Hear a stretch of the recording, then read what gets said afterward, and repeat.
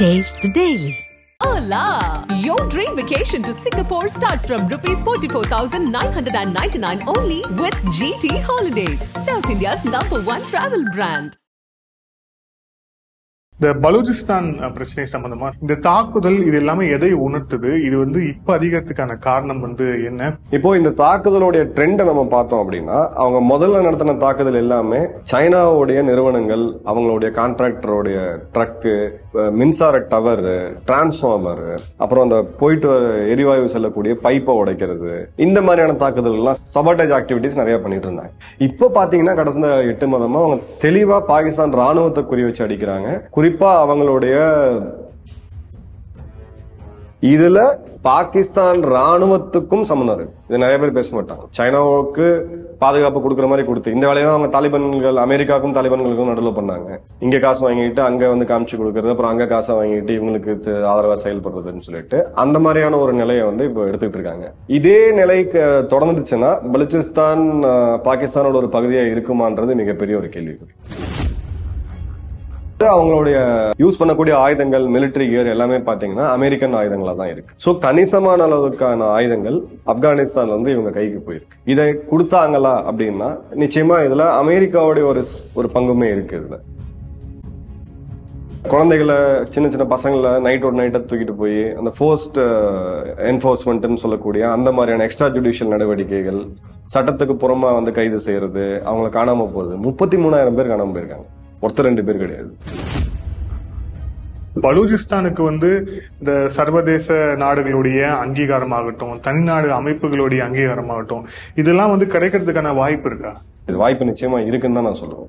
என்னைக்கு அமெரிக்காவுடைய ministry of defence, state defence department சொல்லக்கூடிய அவங்க இனிமே பாகிஸ்தான் நமக்கு தேவையில்லை, அவங்க எங்கேயும் யூஸ் ஆக மாட்டாங்க அப்படின்ற ஒரு முடிவு எடுக்கிறாங்களோ அன்னைக்கு பாகிஸ்தான் 2, 3 4 பிரியறது கூட வாய்ப்பு இருக்கு. ஆதன் நேயர்களுக்கு அன்பு வணக்கம். சிறப்பு நேர்காணலில் நம்முடன் இணைந்திருக்கிறார் முன்னாள் ராணுவ அதிகாரி, புவியரசியல் ஆய்வாளர் மேஜர் மதன்குமார் சார். சார் வணக்கம். வணக்கம் வினோத். ஜெயஹிந்த். ஜெயஹிந்த் சார். இந்த பலூச்சிஸ்தான் பிரச்சனை சம்பந்தமா தொடர்ச்சியான பதிவுகள் பார்த்தோம். இப்போ அங்க இருக்கக்கூடிய அந்த இன்னைக்கு இருக்கக்கூடிய தகவல் அங்க அந்த பலூச்சிஸ்தான் லிபரேஷன் ஆர்மியை குறிவைத்து அங்க பல நடவடிக்கைகளை எடுத்திருப்பதாக தகவல் வந்திருக்கு. அதை தாண்டி நிறைய தாக்குதலும் நடந்திருக்கு. இந்த தாக்குதல் இது எல்லாமே எதை உணர்த்துது? இது இப்ப அதிகத்துக்கான காரணம் என்ன? குறிப்பா இந்த அக்ரெஷன் எதுக்காக நடக்குது? இப்போ அவங்க நம்ம இந்த லாஸ்ட் ஒரு 2 வருடமா பாத்தீங்கன்னா ஒரு கணிசமான அளவுக்கு தாக்குதல்கள் அவங்க செஞ்சுக்கிட்டு இருக்காங்க. இந்த வருடம் மட்டும் கிட்டத்தட்ட 218 தாக்குதல் அபிஷியலா டாக்குமெண்டடா பாகிஸ்தான் ராணுவத்திட்ட வரக்கூடிய செய்திகள். பலூச்சிஸ்தான்ல இருக்கக்கூடிய சில பத்திரிகையாளர் நண்பர்கள் அவங்க டெய்லி அந்த டெலிகிராம் குரூப்ல எல்லாம் ஷேர் பண்ணுவாங்க. அதுல பாத்தீங்கன்னாலே ஒரு நாளைக்கு ஆவரேஜா 1, 2 அப்படின்ற அளவுக்கு தாக்குதல் போயிட்டு இருக்கு, சிறு லெவல்ல இருந்து பெரிய லெவல்ல. இப்போ இந்த தாக்குதலுடைய ட்ரெண்டை நம்ம பார்த்தோம் அப்படின்னா, அவங்க முதல்ல நடத்தின தாக்குதல் எல்லாமே சைனாவுடைய நிறுவனங்கள், அவங்களுடைய கான்ட்ராக்டருடைய ட்ரக்கு, அவங்களுடைய போக்குவரத்து வண்டிகள், மின்சார டவர், டிரான்ஸ்ஃபார்மர், அப்புறம் அந்த போயிட்டு எரிவாயு செல்லக்கூடிய பைப்பை உடைக்கிறது, இந்த மாதிரியான தாக்குதல் எல்லாம் சபாட்டேஜ் அப்படின்னு நம்ம சொல்லுவோம். சபாட்டேஜ் ஆக்டிவிட்டிஸ் நிறைய பண்ணிட்டு இருந்தாங்க. அதன் பிறகு பாகிஸ்தானுடைய ரேஞ்சர்ஸ், துணை ராணுவ படை, நம்ம BSF மாதிரி அவங்க மேல தாக்குதல்கள் அதிகமாச்சு, போலீஸ் மேல தாக்குதல்கள் அதிகமாச்சு. இதை நம்ம டிபிக்கலா சாஃப்ட் டார்கெட்ஸ் அப்படின்னு நம்ம சொல்லுவோம். ஏன்னா இவங்க இயந்திர துப்பாக்கிகள், ஒரு ராணுவ பயிற்சி பெற்று வராங்க. போலீஸால அந்த அளவுக்கு எல்லாம் மேனேஜ் பண்ண முடியாது. துணை ராணுவம் அதுக்கு உண்டான இது கிடையாது. ஃப்ரான்டியர் கோர் அப்படின்னு சொல்லக்கூடிய அவங்களுடைய அந்த பகுதிகளுக்காக வைக்கப்பட்ட துணை ராணுவ படை, அதன் மேலேயுமே ஒரு கடுமையான தாக்குதல் நடத்தினாங்க. இப்போ பாத்தீங்கன்னா கடந்த 8 மாதமா அவங்க தெளிவா பாகிஸ்தான் ராணுவத்தை குறி வச்சு அடிக்கிறாங்க. குறிப்பா அவங்களுடைய SSG கமாண்டோ படைப்பிரிவினர் அந்த ராணுவ முகாம்களை கைப்பற்றுறது, அங்கிருந்து ஆயுதங்களை எடுக்கிறது, ஒரு கம்ப்ளீட்டா, அதாவது ஒரு கண்டோன்மெண்ட் உங்க கையை விட்டு போயிருச்சு அப்படின்னா அது ஒரு பெரிய அவமானம். உங்களுக்கு இந்த ராணுவத்தினருக்கே ஒரு கான்பிடன்ஸ் வராது. ஏன்னா கண்டோன்மெண்ட்குள்ளதான், இந்த காம்பவுண்டுக்குள்ளதான் நீங்க நிம்மதியா சாப்பிட்டு தூங்குறீங்க. நாளைக்கு உங்களுக்கு எப்ப யார் தாக்குதல் நடத்துவாங்க அப்படின்னா உங்களோட காம்பேட் ஸ்ட்ரெஸ் அப்படின்றது ரொம்ப ரொம்ப அதிகமாகும். ஸோ அந்த மாதிரியான ஒரு கமாண்டோ ஸ்டைல் தாக்குதல்களை நம்ம தொடர்ந்து பார்க்குறோம்.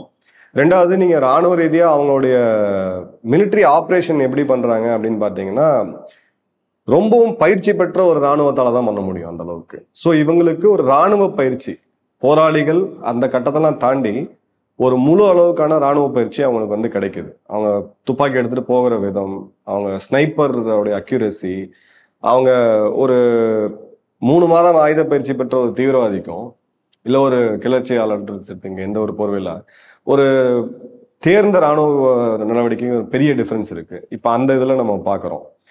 4வது அவங்களுடைய யூஸ் பண்ணக்கூடிய ஆயுதங்கள், மிலிட்டரி கியர் எல்லாமே பாத்தீங்கன்னா அமெரிக்கன் ஆயுதங்களா தான் இருக்கு. ஸோ கணிசமான அளவுக்கான ஆயுதங்கள் ஆப்கானிஸ்தான்ல வந்து இவங்க கைக்கு போயிருக்கு. இதை கொடுத்தாங்களா அப்படின்னா நிச்சயமா இதுல அமெரிக்காவுடைய ஒரு பங்குமே இருக்கு இதுல. ஏன்னா அமெரிக்காவை பொறுத்த வரைக்கும் இவங்க டார்கெட் பாத்தீங்க அப்படின்னா அந்த சிபெக் ப்ராஜெக்ட்ல சம்பந்தப்பட்ட நிறுவனங்கள், அந்த சிபெக் ப்ராஜெக்ட்ல வேலை செய்யக்கூடிய பலூச்சி இல்லாத ஆட்கள். இந்த 23 பேர் இந்த பஸ்ல சுட்டு கொண்டது எல்லாமே அவங்க எல்லாமே பஞ்சாபை சேர்ந்தவங்க, பாகிஸ்தான் இருக்கக்கூடிய பஞ்சாபை சேர்ந்தவங்க. அதன் பிறகு ஐஎஸ்ஐ உளவாளிகள் இந்த குழந்தைகளை, சின்ன சின்ன பசங்களை நைட்டோட நைட்டை தூக்கிட்டு போய் அந்த ஃபோர்ஸ்ட் என்ஃபோர்ஸ்மெண்ட்னு சொல்லக்கூடிய அந்த மாதிரியான எக்ஸ்ட்ரா ஜுடிஷியல் நடவடிக்கைகள், சட்டத்துக்கு புறமா வந்து கைது செய்யறது, அவங்கள காணாம போகுது. 33,000 பேர் காணாம போயிருக்காங்க, ஒருத்தர் 2 பேர் கிடையாது. ஸோ அந்த மாதிரி செய்யக்கூடிய கூலி ஆட்கள், ஐஎஸ்ஐட கூலி ஆட்கள் அவங்க டார்கெட்ல வராங்க. ஸோ இது எல்லாத்தையுமே லிங்க் பண்ணி நீங்க பாத்தீங்க அப்படின்னா சிபெக் ப்ராஜெக்ட் நிச்சயமா அது சக்சஸ் ஆகக்கூடாது அப்படின்றதுல அமெரிக்காவும் தெளிவா இருக்கு. இந்தியாவுமே அதுல ஒரு கணிசமான அளவுக்கு நம்ம எதிராக தான் இருக்கிறோம் சிபெக் ப்ராஜெக்ட்டுக்கு. இப்ப சிபெக் சம்பந்தப்பட்ட ஒரு மிக முக்கியமான ப்ராஜெக்ட் பாத்தீங்கன்னா அவங்களுடைய கவடார் ஏர்போர்ட். இதோட ஒரு காமெடி இருக்கவே முடியாது. கவடார் ஏர்போர்ட் கிட்டத்தட்ட ஒரு 3,000-4,000 கோடி செலவுல அவங்க கட்டினாங்க. கராச்சியை விட ஒரு பெரிய ஏர்போர்ட் அது. ஸ்டேட் ஆஃப் த ஏர்போர்ட் கட்டி முடிச்சிட்டாங்க. 5 முறை அதோடைய துவக்க விழா போஸ்ட்போன் ஆச்சு. ஏன்னா பாகிஸ்தானுடைய பிரதமர் வந்து உள்ள வர முடியல பலுச்சிஸ்தானுக்குள்ள. சீன அதிபர் ஷி ஜின்பிங் கூட்டு வருவாங்க. அவங்க வந்து பார்த்துட்டு செக்யூரிட்டி இல்லைன்னு சொல்லி திரும்ப போயிட்டாங்க. இந்த முறை ஆகஸ்ட் 14 பாகிஸ்தானோட சுதந்திர தினத்தன்னைக்கு நாங்க வந்து ஓபன் பண்ணிட்டோம் அப்படின்னு விக்கிபீடியால அப்டேட் பண்ணிட்டாங்க. ஓபன் பண்ணிட்டு சாயங்காலம் க்ளோஸ் பண்ணிட்டாங்க. ஸோ இது அந்த இடம் அவங்க கண்ட்ரோல்ல இல்லை. நிதர்சனமான உண்மை வந்து இதுதான். இதுல அவங்களுக்கு அந்நிய சக்திகளுடைய இது இருக்கா, ஆதரவு இருக்கா அப்படின்னா அமெரிக்கா சிபெக்க வந்து விரும்பல. ஏன்னா அவங்க அந்த பைப் லைனை ஈரான்ல இருந்து கொண்டு போயிட்டாங்க ஷிங்ஜியாங்க்கு, அந்த தலைக்கு மேல, இந்தியாவோட தலைக்கு மேல பிஓக்கு ஒட்டி கொண்டு போயிட்டாங்க அப்படின்னா மலாக்கா ஸ்டேட்ல அவங்க டிபெண்டன்சி வந்து கம்மியாயிரும். நாளைக்கு அவங்களோட எரிபொருள் தேவை 90% எரிபொருளை சைனா இம்போர்ட் பண்ணிட்டு இருக்கு. ஸோ அந்த இடத்துல விடக்கூடாது அப்படின்றதுல அமெரிக்கா ரொம்ப தெளிவா இருக்கு. இதுல பாகிஸ்தான் ராணுவத்துக்கும் சம்மந்தம் இருக்கு. இது நிறைய பேர் பேச மாட்டாங்க. சைனாவுக்கு பாதுகாப்பு கொடுக்குற மாதிரி கொடுத்து இந்த வேலையை தான் அவங்க தாலிபான்கள், அமெரிக்காவுக்கும் தாலிபான்களுக்கும் நடுவில் பண்ணாங்க. இங்க காசு வாங்கிட்டு அங்க வந்து காமிச்சு கொடுக்கறது, அப்புறம் அங்க காசை வாங்கிட்டு இவங்களுக்கு ஆதரவா செயல்படுறதுன்னு சொல்லிட்டு அந்த மாதிரியான ஒரு நிலையை வந்து இப்போ எடுத்துக்கிட்டு இருக்காங்க. இதே நிலைக்கு தொடர்ந்துச்சுன்னா பலுச்சிஸ்தான் பாகிஸ்தானோட ஒரு பகுதியா இருக்குமான்றது மிகப்பெரிய ஒரு கேள்விக்குறி. ஏன்னா அதோட லெவல் ரொம்ப அதிகமா போயிருக்கு. இல்ல, ஆனா இப்போ அந்த மாதிரி ஒரு சுச்சுவேஷன் வருது அப்படிங்கிற போது இப்போ கிட்டத்தட்ட வங்கதேசமும் வந்து பாகிஸ்தான்ல இருந்து பிரிஞ்ச ஒரு நாடு தான். இப்ப பலூச்சிஸ்தானுக்கும் அதே மாதிரியான ஒரு சூழல் இருக்கு அப்படிங்கிற போது பலூச்சிஸ்தானுக்கு வந்து இந்த சர்வதேச நாடுகளுடைய அங்கீகாரமாகட்டும், தனிநாடு அமைப்புகளுடைய அங்கீகாரமாகட்டும், இதெல்லாம் வந்து கிடைக்கிறதுக்கான வாய்ப்பு இருக்கா?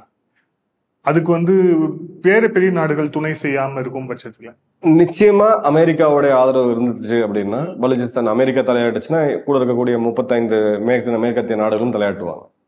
இந்தியா ஒத்துக்கும், நமக்கு ஒரு நேச்சுரலா இருக்கக்கூடிய ஒரு பெனிஃபிஷியரி. ரஷ்யாவுக்கு அது ஒரு வகையில பாத்தீங்கன்னா ஒரு செட்பேக்கா தான் இருக்கும். ஏன்னா ரஷ்யா இன்னைக்கு அதை நோக்கி போறதுக்கான வாய்ப்பு அவங்க கிட்ட கிடையாது. ஏன்னா அந்த யுத்தத்துல அவங்க பிஸியா இருக்கிறாங்க, ஆப்பிரிக்கால பிஸியா இருக்கிறாங்க. ஸோ இந்த நாடு தனி நாடா உருவாச்சு அப்படின்ற பட்சத்துல அமெரிக்கா இந்தியாவுடைய 2 நாடுகளுடைய ஆதரவு, உலகத்தோடைய மிகப்பெரிய ஜனநாயக நாடு, உலகத்தோடைய பழமையான ஜனநாயக நாடு, உலகத்தோடைய வல்லரசு, ஆசியாவில் இருக்கக்கூடிய ஒரு மிகப்பெரிய நாடு இந்தியா, இந்த அங்கீகாரம் அது கிடைச்சாலே அவங்க வந்து நிச்சயமா ஒரு இதுக்கு வந்துருவாங்க. சைனாக்கு வேற வழியில் அங்கீகரிச்சே தான் ஆகணும். ஏன்னா சைனாவோட முதலீடுகள் தான் அங்க இருக்கிறதுலே அதிகமா இருக்கு. அந்த முதலீடுகளை காப்பாற்றணும் அப்படின்னா சைனாவும் அங்க இருக்கக்கூடிய அரசு அங்கீகரிச்சு தான் ஆகணும். அந்த பட்சத்துல பாத்தீங்கன்னா இது ஒரு வாய்ப்பு இருக்கு, நம்ம இல்லைன்னு சொல்ல முடியாது, வாய்ப்பு நிச்சயமா இருக்குன்னு தான் நான் சொல்லுவேன். வாய்ப்புகள் அதிகமா இருக்கு. என்னைக்கு அமெரிக்காவுடைய ministry of defence, state defence டிபார்ட்மெண்ட்னு சொல்லக்கூடிய அவங்க இனிமே பாகிஸ்தான் நமக்கு தேவையில்லை, அவங்க எங்கேயும் யூஸ் ஆக மாட்டாங்க அப்படின்ற ஒரு முடிவு எடுக்கிறாங்களோ அன்னைக்கு பாகிஸ்தான் 2, 3 4 பிரியறது கூட வாய்ப்பு இருக்கு. அது அந்த நாட்டுடைய ஒட்டுமொத்த பொருளாதாரத்தை எந்த மாதிரியான பாதிக்கக்கூடிய சூழல்? ஏன்னா நீங்களே இதுக்கு முன்னாடி ஒன்று பதிவில் பாகிஸ்தானுடைய முக்கியமான ஒரு பெரிய ரிசோர்சஸ் எல்லாமே உள்ள பலூச்சிஸ்தான்லாம் இருக்கு அப்படிங்கிற போது பங்களாதேஷ் மாதிரி அதை பாகிஸ்தான் ராணுவமோ இல்லை பாகிஸ்தானுடைய ஹை கமாண்டோ அதை வந்து ரொம்ப ஈஸியா விட்டு கொடுத்துட மாட்டாங்க அப்படிங்கிற போது இது என்ன மாதிரியான விளைவுகளை உள்நாட்டிலே வந்து ஏற்படுத்தக்கூடிய வாய்ப்பு இருக்கு? இல்ல, பாகிஸ்தான் அப்படின்றது பஞ்சாப் அப்படின்ற மாதிரி போயிடும். ஏன்னா இன்னைக்குமே அவங்களுடைய பிரதமர்ல ஆரம்பிச்சு கடைக்கோடி ஒரு அரசு ஊழியர் வரைக்கும் 70% அவங்க தான் இருக்கிறாங்க. வளங்கள் இங்க அதிகமா இருக்கு. சிந்திகள் பாத்தீங்கன்னா இன்னும் கம்மியா தான் இருக்கிறாங்க. பட்டாணிகள் இன்னும் கம்மியா இருக்கிறாங்க. பலூச்சிகள் இல்லவே இல்லை. ரொம்ப ரொம்ப கம்மியான பலூச்சிகள் தான் அரசாங்கத்துல இருக்கிறாங்க, பவர்ல இருக்கிறாங்க, அரசியல் சக்திகளா இருக்கிறாங்க. அப்போ ஒரு 30% மக்கள் தொகை இருக்கக்கூடிய ஒரு பகுதியினர் மொத்த நாட்டையும் கண்ட்ரோல் பண்ணிக்கிட்டு அங்க இருக்கக்கூடிய இயற்கை வளங்கள் தான் சஸ்டைனபிள் கிடையாது. இப்ப பிஓகேலயுமே அதே தான், கில்கிட் பால்டிஸ்தான்லயும் நம்ம அதே தான் பாக்குறோம். இப்போ இது எங்க வரைக்கும் போயிருக்குன்னா அவங்களுடைய மினிஸ்ட்ரி ஆஃப் காஷ்மீர் அஃபேர்ஸ் அப்படின்னு ஒரு தனி அமைச்சரவை இருக்கு, மினிஸ்ட்ரி ஃபார் கில்கிட் பால்டிஸ்தான் அப்படின்னு சொல்லி ஒரு தனி அமைச்சரவை இருக்கு. இது இப்ப ரெண்டுத்தையும் மெர்ஜ் பண்ண வேண்டியதா போச்சு. ஏன்னா அந்த ரெண்டு மினிஸ்ட்ரியும் இயக்கிறதுக்கான பணம் அவங்க கிட்ட இல்லை. ஸோ இப்போ அந்த நாட்டில் ஒரு தலைமை, மேபி இம்ரான் கான் மாதிரியான யாராவது அரசியல் தலைமை, ராணுவ தலைமை கிடையாது, பலுச்சி மக்கள் கிட்ட பேசி அவங்களுக்கு உண்டான அரசியல் அதிகாரத்தை கொடுத்து இங்க நடக்கக்கூடிய எக்ஸ்ட்ரா ஜுடிஷியல் கில்லிங்ஸ் எல்லாம் நிறுத்தி அவங்களையும் மெயின் ஸ்ட்ரீம் பாலிடிக்ஸ்ல கொண்டு வந்து அதிகமான நிதி ஒதுக்கீடு செஞ்சா மட்டும்தான் அதை காப்பாற்ற முடியும். ஆனா அதுக்கு உண்டான அரசியல் தலைமை அங்க வரவே முடியாது. சுதந்திர வரலாற்றை எடுத்து பாத்தீங்கன்னா அவங்களுடைய அரசியல் தலைமைன்றது வாய்ப்பே கிடையாது. அது ராணுவ ரீதியா பார்க்கும்போது, ராணுவ ரீதியா ஒரு இப்ப இருக்கக்கூடிய அசீம் முனீர் பாக்குறது, இன்னும் ஒரு ஆபரேஷன் லான்ச் பண்ணுங்க, இன்னும் கடுமையான தாக்குதல் நடத்துங்க. எவ்வளவுக்கு எவ்வளவு நீங்க தாக்குதல் நடத்துறீங்களோ அவ்வளவுக்கு எவ்வளவு அந்த மக்கள் போய் பிஎல்ஏல சேருவாங்க. பிஎல்ஏல இன்னைக்கு சேர்ந்திருக்கக்கூடிய இளைஞர்கள் 4 மடங்கு அதிகமா இருக்கு கடந்த 3 வருடங்கள்ல. இந்த 4 மடங்கு ஏன் அதிகமாச்சுன்னா நடுவில் இவங்க பண்ண ஒரு மிகப்பெரிய தாக்குதல். இப்ப இன்னொரு முறை தாக்குதல் பண்ணுவோம் அப்படின்ட்டு போறாங்க. அமெரிக்கா கிட்ட இருந்து ட்ரோன் வேணும்னு கேக்குறாங்க. இப்ப இந்த மாதிரியான தாக்குதலை சீனா கிட்ட வந்து அவங்க பணம் வாங்கிட்டு பண்ணாங்க அப்படின்ற பட்சத்துல அது இன்னும் அதிகப்படுத்தும். ரெண்டாவது, பலூச்சிகள் பிஎல்ஏ முதல்ல தனியா இருந்தாங்க, பிஎல்ஏ பிஎல்எஃப் 2 இயக்கமுமே தனியா இருந்தாங்க. இன்னைக்கு அவங்க டிடிபியோட ஸ்ட்ராங்கா இருக்கிறாங்க. கிட்டத்தட்ட இன்னைக்கு 4 மாவட்டங்கள் கைபர் பக்துன்கோவால டிடிபி தான் கண்ட்ரோல் பண்ணிட்டு இருக்காங்க. தெஹ்ரீக் தாலிபான் பாகிஸ்தான் அமைப்பு தான் கண்ட்ரோல் பண்ணிட்டு இருக்காங்க. டிடிபிக்கு தாலிபான்கள் ஆதரவு இருக்கு. தாலிபான்களுக்கும் இவங்களுக்கும் சண்டை நடந்திருக்கிறத நீங்க பாத்திருக்கீங்க. சோ இதெல்லாம் நீங்க கன்சிடர் பண்ணி பாத்தீங்கன்னா இதுக்கு இப்போ ஒரு நூலிலே தொங்கிட்டு இருக்கு. நாளைக்கு அமெரிக்கா ஆப்கானிஸ்தான் நேரடியா பாத்துக்கிறோம், ஹேண்டில் பண்ணிக்கிறோம், எங்களுக்கு இனிமே அவங்க தேவை கிடையாது, கேந்திர ரீதியா பை லொகேஷன் நீங்க எங்களுக்கு தேவை கிடையாதுன்னு முடிவு பண்ணாங்க அப்படின்னா சைனாவுக்கும் கைகள் வரதுக்கு ரொம்ப நேரம் ஆகுது. சைனாக்கு இதுக்கு மேல அதை எப்படி இது பண்ணணும்னு பார்த்தா அவங்க இன்வெஸ்ட்மெண்ட் எப்படி சேவ் பண்ணணும்னு தான் பார்ப்பாங்க. ஏன்னா சைனாவும் பாத்தீங்கன்னா ஆப்கானிஸ்தான் நேரடியா பேசிட்டு இருக்காங்க, பாகிஸ்தான் மூலியமா பேசல. அமெரிக்கா கத்தார் மூலியமா ஆப்கானிஸ்தான் பேசிட்டு இருக்காங்க, பாகிஸ்தான் மூலியமா பேசல. இந்தியா ஆப்கானிஸ்தான் நேரடியா பேசிட்டு இருக்கு, பாகிஸ்தான் சீன்லயே கிடையாது. உஸ்பெகிஸ்தான் ஆப்கானிஸ்தான் நேரடியா பேசிட்டு இருக்காங்க, பாகிஸ்தான் சீன்லயே இல்ல. இப்போ நீங்க ஈரான் ஆப்கானிஸ்தான் நேரடியா பேசிட்டு இருக்காங்க. இந்தியா ஈரானுக்கும் ஆப்கானிஸ்தானுக்கும் நடுவில் ரயில்வே லைன் போட்டிருக்கிறதா நம்ம பாக்குறோம். சோ அப்ப என்னதான் இருக்கு அந்த நாட்டுல, அந்த முக்கியத்துவம் என்ன? ஓகே, உலகத்துக்கு நீங்க மிகப்பெரிய கம்ப்யூட்டர் இன்ஜினியர் நீங்க வழங்குறீங்க, இல்ல உங்ககிட்ட தான் டாக்டர்ஸ் வராங்க, சோ நாடுகள் உங்களை சார்ந்து இருக்கணும். உலகத்துக்கு நீங்க ஒரு விவசாய பூமியா இருக்கிறீங்க, நாடுகள் உங்களை சார்ந்து இருக்கு. இல்ல எரிபொருள் இருக்கு உங்ககிட்ட, உங்களை வேற வழியில நாடுகள் சார்ந்து இருக்கு. எதுவுமே கிடையாது. தீவிரவாதத்தை மட்டுமே வச்சு, இந்திய எதிர்ப்பை மட்டுமே வச்சு ஒரு நாடு உருவாச்சு அப்படின்னா இது அன்சஸ்டைனபிள் அப்படின்றத பார்த்தோம். ஏற்கனவே ஒரு பாதி போயிருச்சு. இப்போ அடுத்தது இன்னொரு முறை அதை நோக்கி தான் போயிட்டு இருக்காங்க. இது காலம் பதில் சொல்லும் வெகு விரைவில். பட் இதுல அமெரிக்காவுடைய அந்த கடைசி ஹோல்ட் அங்க இருக்குது. ஸோ அமெரிக்கா இந்தியாவை ஒரு லாக் பண்ணி வைக்கணும், அதுக்கு பாகிஸ்தான் தேவை அப்படின்னு அமெரிக்கா ஆட்சியாளர்கள் ஒரு ஸ்ட்ராட்டஜிக்கா முடிவு எடுத்தாங்கன்னா இந்த கதை இன்னும் கொஞ்சம் எக்ஸ்டெண்ட் ஆகிறதுக்கான வாய்ப்புகள் இருக்கு. நன்றி சார். பல்வேறு கேள்வி. Thank you so much. நன்றி வினோத். தேங்க்யூ. ஜெயந்த்.